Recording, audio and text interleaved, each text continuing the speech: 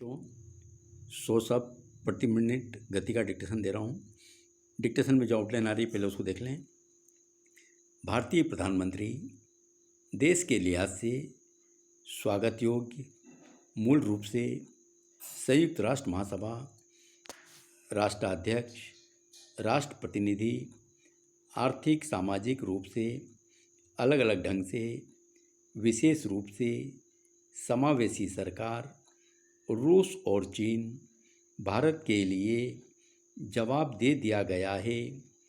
ऐसे अवसर पर जम्मू कश्मीर सांविधानिक स्थिति, संयुक्त राष्ट्र कमोबेश हर देश के लिए इस दिशा में परस्पर मिलजुल कर एक तरह से चीन की ओर से अधिकतर देशों ने, ये लिख लो, ये भी छूट गई,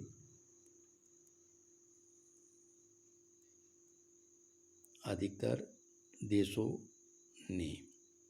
देशों ने नाकाम रही है इक्का दुक्का देश।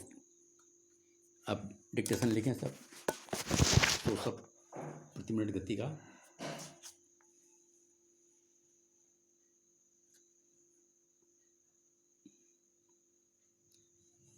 यस, भारतीय प्रधानमंत्री नरेंद्र मोदी का विदेश दौरा देश के लिहाज से सकारात्मक और स्वागत योग्य रहा है। यह दौरा मूल रूप से संयुक्त राष्ट्र महासभा की बैठक के लिए था, जहां दुनिया के 100 से ज़्यादा राष्ट्राध्यक्षों या राष्ट्र प्रतिनिधियों ने अपना अपना उद्बोधन पेश किया।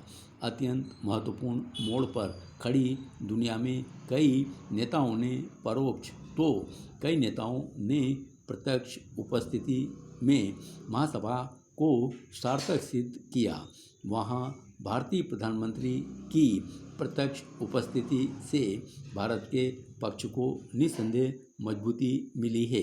ऐसे अवसर बहुत कम आते हैं जब दुनिया के राष्ट्र आपकी बात सुनते हैं। जम्मू कश्मीर की संवैधानिक स्थिति में परिवर्तन, कोरोना महामारी के तांडव, भारत चीन संघर्ष, अमेरिका की अफगानिस्तान से वापसी और तालिबान के शिकंजे की पृष्ठभूमि में संयुक्त राष्ट्र की यह बैठक कमोबेश हर देश के लिए महत्व रखती थी। अब अमेरिका की स्थिति ऐसी नहीं है कि वह आक्रामक हो, वह आकस और क्राउड जैसे नए गठजोड़ों में भविष्य तलाशता दिख रहा है और महासभा के दौरान भी उसकी कोशिशें इस दिशा में तेज थी। यह एक ऐसा मोर्चा है जहां भारत की अपनी चिंताएं और सीमाएं हैं। हालांकि यह कोई अच्छा संकेत नहीं है कि हम महासभा के समय छोटे गठजोड़ों का महत्व देख रहे थे। क्या दुनिया की महाशक्तियां संयुक्त राष्ट्र के प्रति पूरी तरह ईमानदार है? संयुक्त राष्ट्र में अगर हम दुनिया के अन्य देशों के प्रतिनिधियों के उद्बोधनों पर गौर करेंगे तो पाएंगे कि दुनिया तालिबान और कट्टरपंथियों के उभार के चलते चिंतित है। दुनिया के बहुत से देशों को आर्थिक सामाजिक रूप से मदद चाहिए। दुनिया के ज़्यादातर देश परस्पर मिलजुल कर चलना चाहते हैं। ऐसे में गौर करने की बात है कि इस बार दुनिया की महाशक्तियों को अलग अलग ढंग से निशाना भी बनाया गया है, जो एक तरह से ज़रूरी भी था। भारतीय प्रधानमंत्री की अगर बात करें तो विशेष रूप से चीन की ओर से इशारा खास मायने रखता है। उन्होंने न केवल कोरोना की उत्पत्ति बल्कि ईज ऑफ डूइंग बिजनेस की रैंकिंग से खिलवाड़ का भी मामला उठाया है। पूरे साहस के साथ समुद्र पर अधिकार की कोशिश में लगे देशों को भी आईना दिखाया है। भारत पहले दिन से इस प्रयास में लगा है कि अफगानिस्तान में जिसके भी हाथों में सत्ता हो वह समावेशी सरकार चलाए। अगर तालिबान अपने समाज, अपने लोगों के प्रति समावेशी नज़रिया नहीं रखते तो उन्हें मान्यता देने से पहले इंतज़ार करने में ही दुनिया की भलाई है। भारत के इस रुख को दुनिया के अधिकतर देशों ने समर्थन दिया है।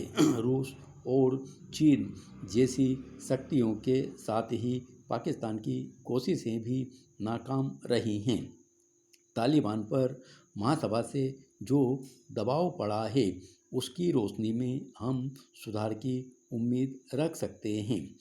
जहाँ तक भारत की उपलब्धियों का सवाल है तो प्रधानमंत्री का यह दौरा अमेरिका से किसी सौदे समझौते के लिए नहीं था।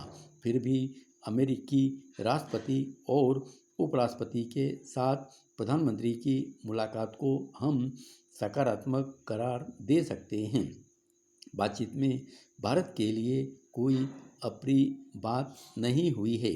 जहाँ तक कश्मीर का सवाल है तो उसकी बात इक्का दुक्का देशों ने की है, जिनको वहीं यथोचित जवाब दे दिया गया है। धन्यवाद।